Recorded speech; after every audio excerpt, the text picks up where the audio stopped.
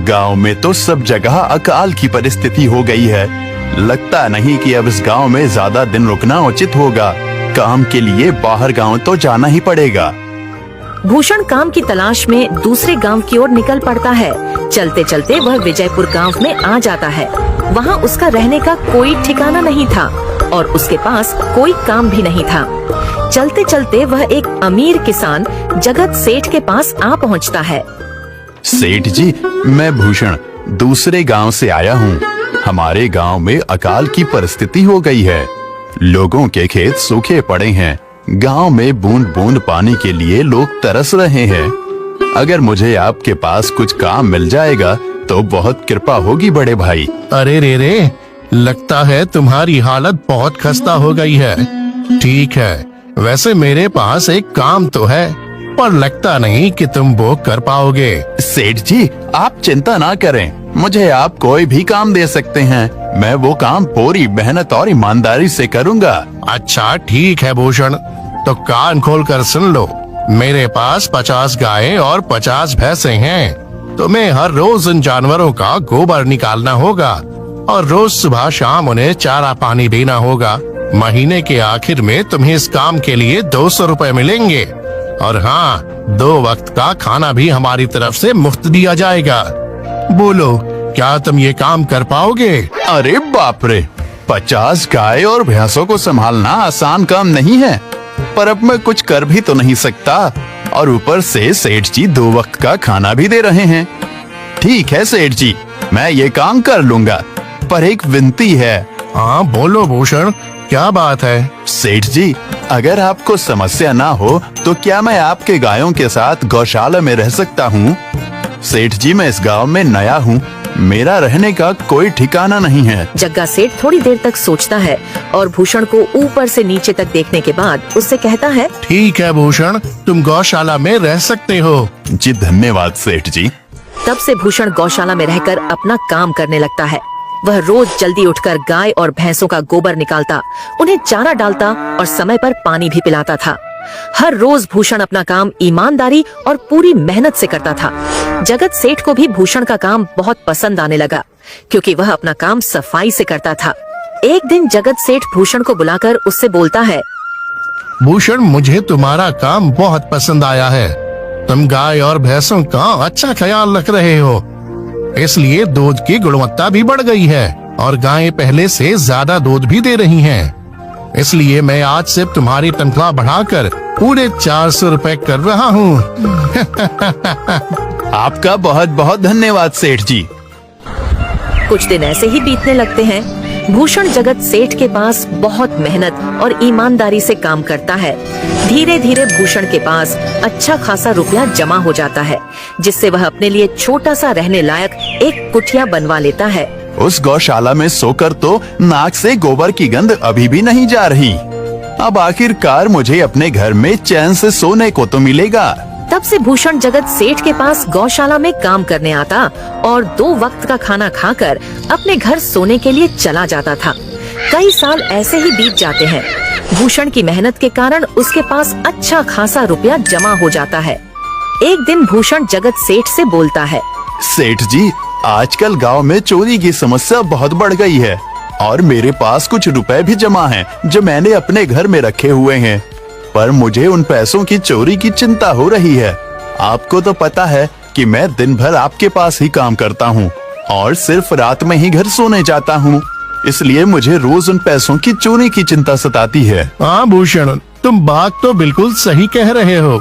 आए दिन गांव में नए नए चोरी के किस्से सामने आ रहे हैं और दिन भर तो तुम्हारा घर खाली ही रहता है, तो चोरी होने की संभावना तो जरूर है। जगत सेठ थोड़ी देर सोचता है और फिर भूषण से कहता है, देखो भूषण, ऐसे समय में तो गांव में एक ही जगह है जहां पर तुम्हारा धन सुरक्षित रह सकता है, और वो है जमींदार का घर। क्या जमींदार का घर? हाँ भूषण, इस गांव के जमींदार बहुत ईमानदार और दयालु हैं। ऐसा मैंने कुछ लोगों से सुना है और उनके घर पर बहुत सारे पहरेदार भी हैं, तो चोरी होने की संभावना बहुत कम है। तुम अपने पैसे उनके पास रख सकते हो। अच्छा, ऐसा है क्या सेठ जी?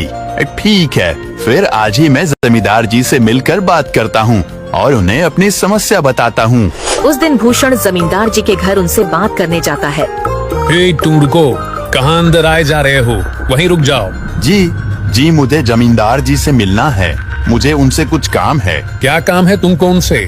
मुझे जरा बताओ। जी, मुझे कुछ पैसे रखवाने थे उनके पास। यही काम के लिए आया था मैं। अच्छा ठीक है, तुम अंदर जा सकते हो।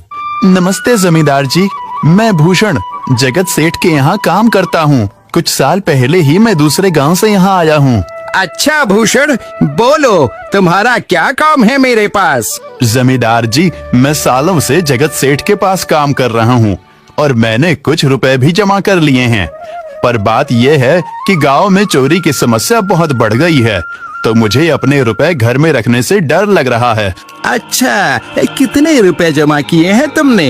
जमींदार जी, यही कोई 5 से 6 हजार रुपए होंगे मेरे पास। वाह, ये तो बड़ी रकम है। मैंने आपकी ईमानदारी के बारे में लोगों से बहुत सुना है, इसलिए मैं अपनी रकम आपके पास कुछ वक्त के लिए रखने आया हूँ। हाँ भूषण, तुमने बिल्कुल सही सुना है। तुम्हारी रकम मेरे पास पूरी तरह से सुरक्षित रहेगी। तुम अब चिंता ही छोड़ दो, मैं सब देख लूंगा। भूषण अपने पैसों की थैली जमींदार को दे देता है। ये पूरे 5,800 रुपए हैं, आप गिनकर देख लीजिए। गिनने की क्या जरूरत है? तुम तो जगत सेठ के आदमी हो, मुझे तुम पर पूरा विश्वास है। जमींदार जी, आपका बहुत बहुत धन्यवाद। अब मुझे चोरों का कोई डर नहीं है, क्योंकि मेरे पैसे सुरक्षित हाथों में हैं। अरे भूषण, कोई बात नहीं।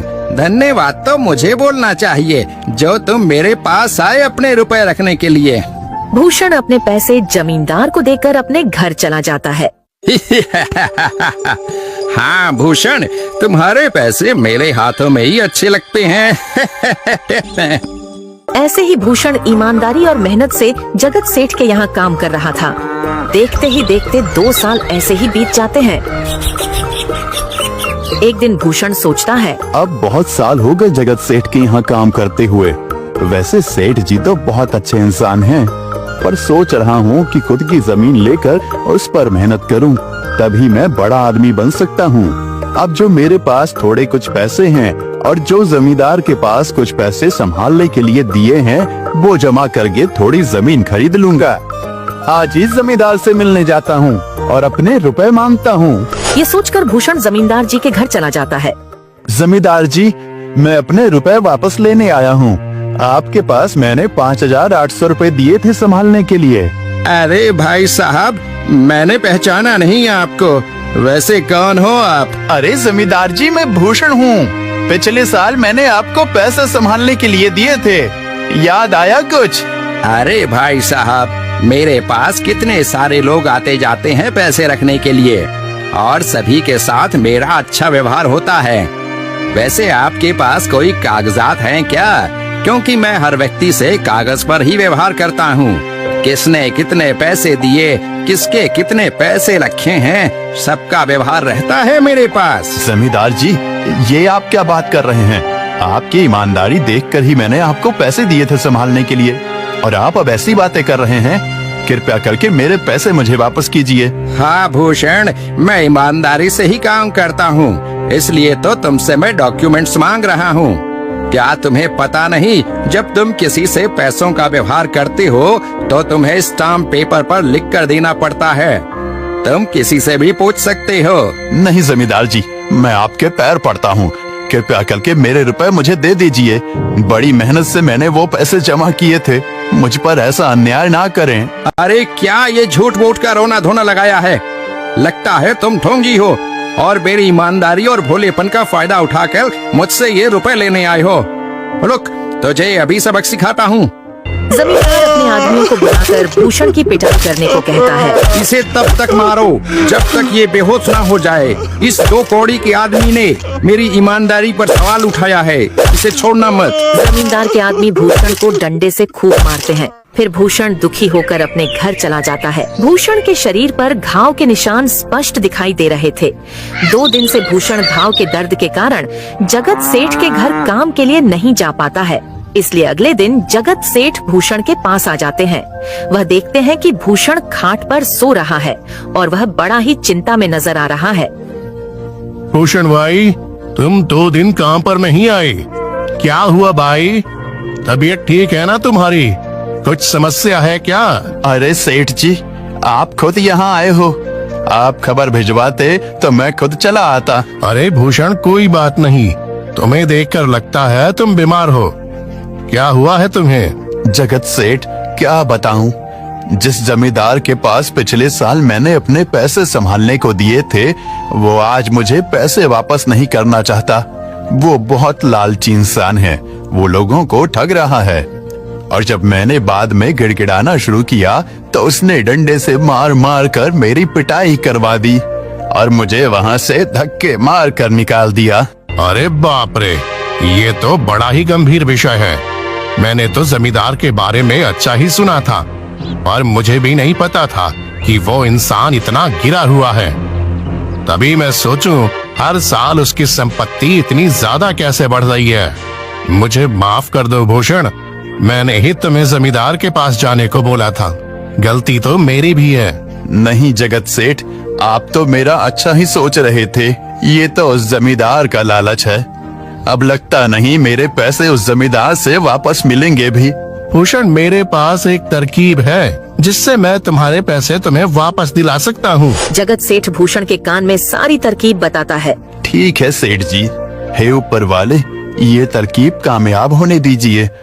अगले दिन जगत सेठ बहुत सारे पैसों को एक सूटकेस में भरकर खुद जमींदार के घर जाता है। अरे जगत सेठ, आज आप खुद यहाँ? बोलो भाई, इस गरीब के घर कैसे आना हुआ? हमारा तो ये सौभाग्य है कि आप जैसे धनी आदमी के चरण हमारे घर में लगे हैं। नमस्ते जमींदार जी। अरे जमींदार जी, आप तो मुझे अब लज्जित कर रहे हैं। वैसे मैं कुछ महीनों के लिए दूसरे राज्य में व्यापार करने जा रहा हूँ। मैं ये लगभग 50,000 रुपए लाया हूँ। मुझे डर है कि कहीं ये चोरी ना हो जाए। क्या आप मेरे सारे पैसे अपने पास संभाल कर रख सकते हैं? आपके सिवाय इस गांव में और किसी पर भरोसा नहीं कर सकता। अरे जगत सेठ, ये भी कोई पूछने की बात है? मेरे पास आपके पैसे बिल्कुल सुरक्षित रहेंगे। आप निश्चित होकर व्यापार करने जा सकते हैं। इस बार तो बड़ी मछली हाथ लगी है। बार बार ऐसा मौका नहीं मिलता। भारी माल हाथ में लगने वाला है। तभी वहाँ पर भूषण आ जाता है। अरे भूषण, तुम? अच्छा हुआ तुम आ गए। मैं तुम्हारे पास ही आने वाला था। मुझे माफ करना, उस दिन तुम्हें पहचान नहीं पाया। इतने सारे लोग मेरे पास आते हैं तो जरा परेशानी होती है, पर मैं अपनी बातों का बड़ा पक्का हूँ। हाँ रुको, मैं तुम्हारे सारे पैसे अभी देता हूँ। जमींदार भूषण के सारे पैसे उसे लौटा देता है। माफ करना भूषण, मेरे आदमियों ने तुम्हारे साथ उस दिन बदतमीजी की। मैं आज ही उनको काम से निकालता हूँ। भूषण बिना कुछ बोले वहाँ से चला जाता है। अरे क्या बात है जमींदार जी, आप तो अपने बातों के बहुत पक्के हैं। तो ठीक है, मैं अपने सारे पैसे आपके पास रख सकता हूँ। जगत सेठ इतना बोल ही रहा था कि तभी वहाँ जगत सेठ का नौकर आ जाता है। मालिक, अब आपको बाहर के राज्य में जाने की कोई जरूरत नहीं है। अभी अभी व्यापारियों का संदेश आया है और उसने कहा कि वो खुद हमारे गांव आ रहे हैं। अरे ये तो बहुत बढ़िया बात हुई। अब मुझे इतनी दूर नहीं जाना पड़ेगा। सुन रहे हो जमींदार जी, व्यापारी यहाँ आ रहे हैं। अब मुझे नहीं लगता कि ये पैसे आपके पास रखने का कोई मतलब होगा। चलो, आपका बहुत बहुत धन्यवाद। आपने इतनी ईमानदारी दिखाई मुझे। हाँ, पर अगली बार जरूर आपके पास ही आऊंगा। ऐसा बोलकर जगत सेठ और उसका नौकर वहाँ से अपने पैसे लेकर चले जाते हैं। धत तेरी की, ये क्या हो गया? ये 50,000 तो चले गए और जो भूषण के 5,800 रुपए हड़प लिए थे वो भी चले गए। आपका बहुत बहुत धन्यवाद सेठ जी। अगर आज आप ना होते तो मेरी सारी जमा पूंजी वो जमींदार हड़प लेता। भूषण, कोई बात नहीं।